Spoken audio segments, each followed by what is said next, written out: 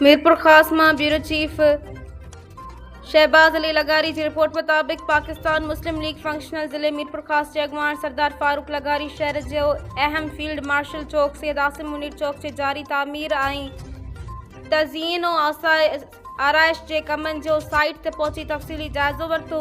और मौके ते मकामी मुअज़्ज़ज़ शख्सियतूं और पार्टी कारकुन पिण साणस गॾु मौजूद हुआ। दौरे दौरान इंजीनियरनि ऐं लाॻापियल टीम पारां सरदार फारूक लगारी के कम जी अॻभराई बाबत ब्रीफिंग ॾिनी वई ऐं ॿुधायो वियो त चौक जी तामीर ऐं ख़ूबसूरती सां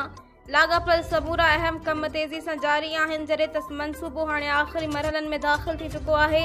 ऐं जल्द मुकमल करे अवाम लाइ खोलियो वेंदो। सरदार फारूक लगारी कम जे मयार जो पिण बग़ौर मुआइनो कयो ऐं अॻभराई ते इत्मिनान जो इज़हार कंदे चयो त मीरपुर ख़ास शहर जी ख़ूबसूरती ऐं शहरनि के बेहतर बल्दियाती ऐं बुनियादी सहूलतूं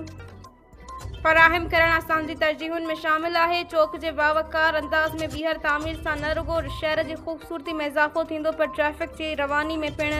बेहतरी ईंदी। इन लाॻापियल इख्तियारनि ऐं ठेकेदारनि खे हिदायत की त बाक़ी रहियल कम आला मयार मूजिब मुक़रर वक़्त अंदर मुकम्मल कियो वञे